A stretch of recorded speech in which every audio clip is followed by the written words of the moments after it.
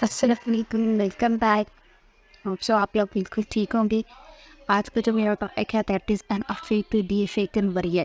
ठीक है, NFA हम बना लेते तो उससे वापस DFA कैसे बनाया जाता है ये हम कन्वर्जन देखेंगे। अब आप लोग कंफ्यूज मत होना कि मैंने स्लाइड तो सबसेट कंस्ट्रक्शन की खोलेंगे तो ये सबसेट कंस्ट्रक्शन क्या बनाए।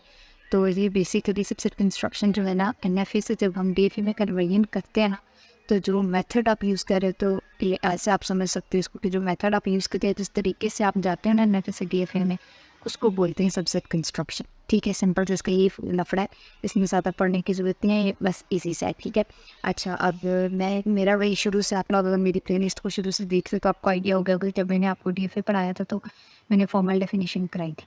जब मैंने NFA स्टार्ट कराया तो भी मैंने फॉर्मल डेफिनेशन कराई। ठीक है, इतनी ज़्यादा इंपॉर्टेंट नहीं है लेकिन पहले एक स्टार्ट समझने के लिए ज़रूरी होती है। ठीक है, तो यहाँ पर भी मैं जो है ना अब ऑब्वियसली जब NFA से DFA कराऊंगी तो मैं फॉर्मल डेफिनेशन कराऊंगी।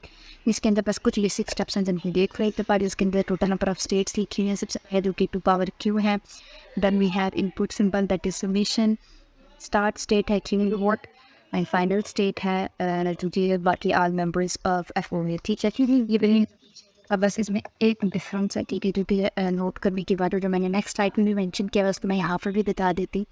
वो ये है कि अब अगर नोट करो तो पहले जब हम स्टार्ट स्टेट लिखते थे तो हम लोग उसको सेट की फॉर्म में नहीं लिखते थे, लेकिन अब हम सेट की फॉर्म में लिखते हैं क्योंकि ये क्या है, ये सब सेट कंस्ट्रक्शन, इसमें सब सेट्स होते हैं। ठीक है, तो यही डिफरेंस है बेसिकली कि नेक्स्ट स्लाइड में मैंने एक क्रिटिकल पॉइंट के साथ कंसिडर किया हुआ है कि आप जो DFA होता है ना उसके अंदर आप उसको सबसेट नहीं बना दो, एक स्टेट को एक स्टेट ही बोलते हो। ठीक है, लेकिन इसके अंदर आप बहुत सारी स्टेट्स को मिला रहे होते हैं ना। NFA में आपके पास बहुत सारी पॉसिबिलिटीज़ होती हैं जानने की कि आप उसको एक सेट में लिख लेते हो। ठीक है, अब यहाँ पर मैंने एक पॉइंट लिखा हुआ है कि as DFA state an expression like PQ। अब ये दो स्टेट्स हैं लेकिन उनको एक सेट में लिखा है, तो इस बात का क्या मतलब होगा, must be read as a single symbol, not as a set।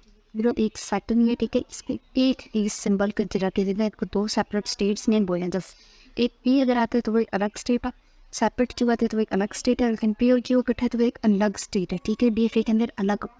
ठीक है, तो ये बात पॉइंट टू बी नोटेड है, इसको क्रिटिकल पॉइंट कंसिडर करना है जो भी आप कह रहे हो। ये एक जो डिफरेंस है इसको माइंड में रखा। उसके बाद जो है ना सबसेट कंस्ट्रक्शन के अंदर आगे देखेंगे फॉर्मल डेफिनेशन। जब मैंने पहले 4-5 तो कहा थी लास्ट पार्ट हमारा ट्रांजिशन फंक्शन होता है। ठीक है, तो इसमें ऑब्वियसली वही डिफरेंस चलेगा कि आप एक स्टेट को नहीं लेते, आप सेट ऑफ स्टेट्स को नहीं लेते।